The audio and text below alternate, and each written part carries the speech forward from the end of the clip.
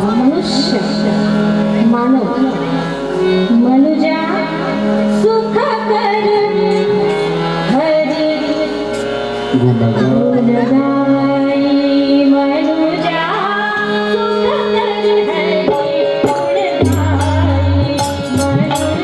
सुख कर हरी गुण गाई मनुजा सुख कर हरी गुण गाई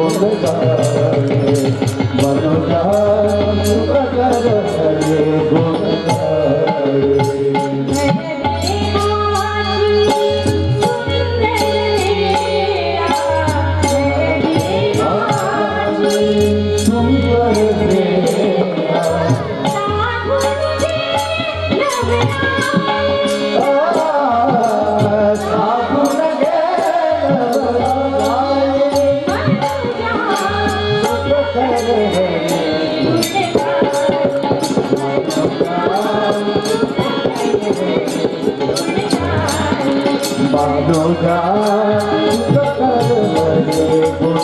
हरी गुण गाई मनुजा सुख कर मनुजा सुख कर हरी गुण गाई. आता माणसांनाच का बरं म्हटलं, आपल्यालाच का बरं म्हटलं देवाचं स्मरण करा. आपल्याला देवाने काय दिलंय? बुद्धी. काय दिली? बुद्धी. फक्त बुद्धीच दिली का?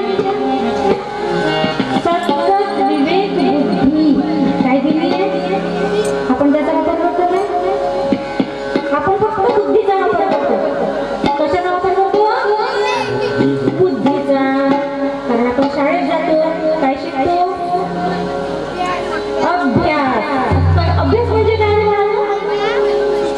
इंग्रजी, मराठी, हिंदी, सायन्स ह्या विषयांचा अभ्यास म्हणजे अभ्यास का?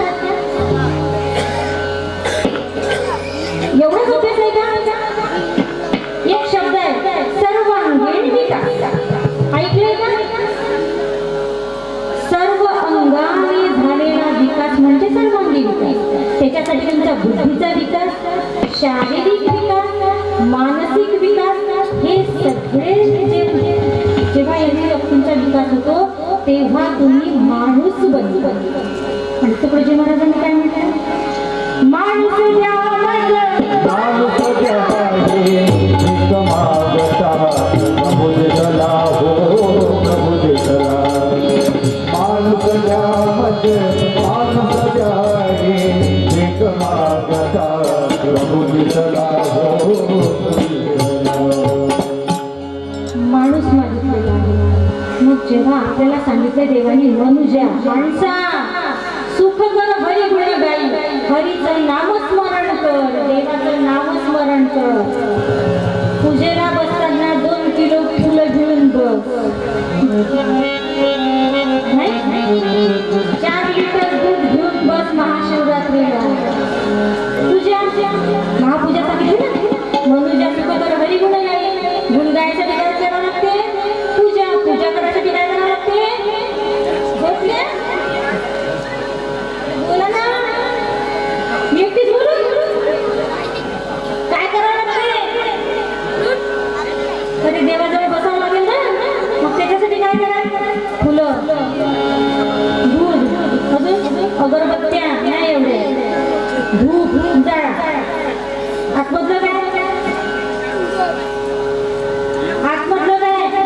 हे बोलतो ही वरची पूजा आहे जी सर्वांना दिसेल.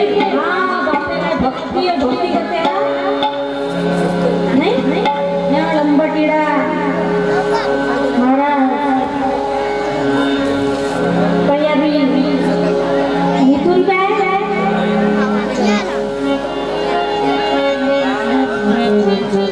मन शुद्ध करून देवाजवळ बसा. कोणाविषयी काहीही मनात न आणता देवाजवळ फक्त 5 मिनिटं बसा. किती? गुरुवाराला बाई पोथी वाचायची आहे. पोरांनी जेवायला बघितलं, थांब रे मी पूजा करत आहे, पहिले एवढं उद्या मग तू जेवायला. ती तुमची पूजा पावणार नाही. लहान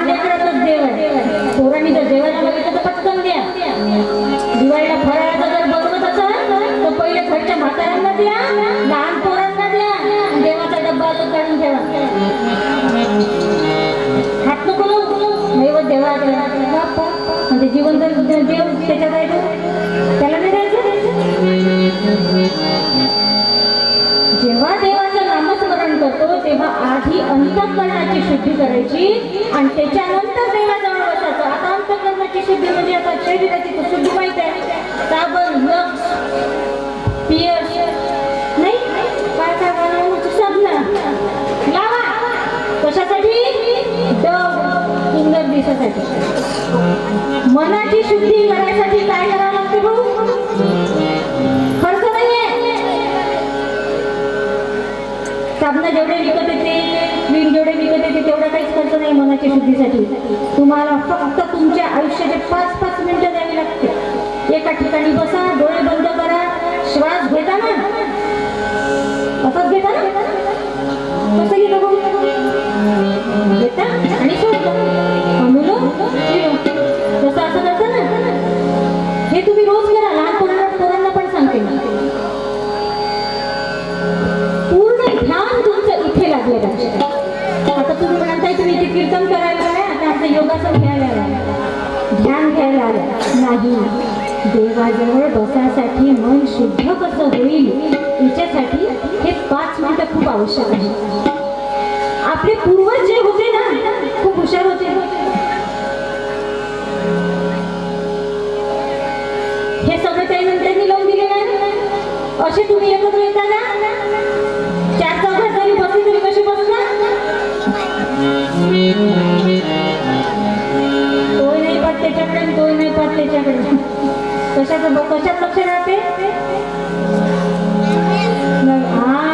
हे नवी पिढी आहे हे बाबा, मोबाईल. मग कसं तुमचं मन एकाग्र होईल? कसं तुमचं मन शुद्ध होईल? हे मन कसं आहे?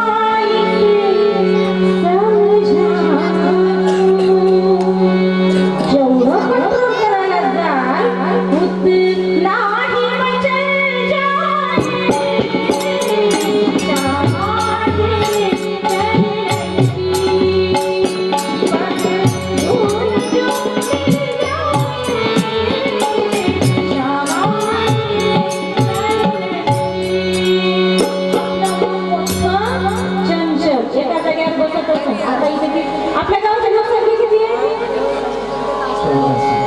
1400, 1500, हजारच घराला देतो.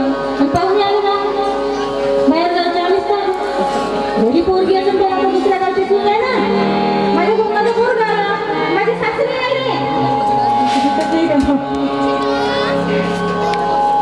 एका घरी 4-4 लाखाचा दादा पाहुणे.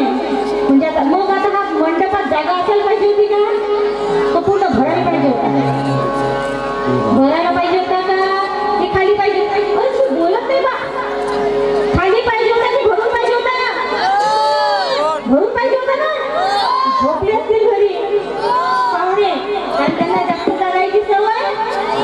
लिस्ट म्हणत होती बाकीचे पण 7:30ला आले, हे लोकांनी अजून चालूच नाही केलं. पहिले फक्त माझी बाई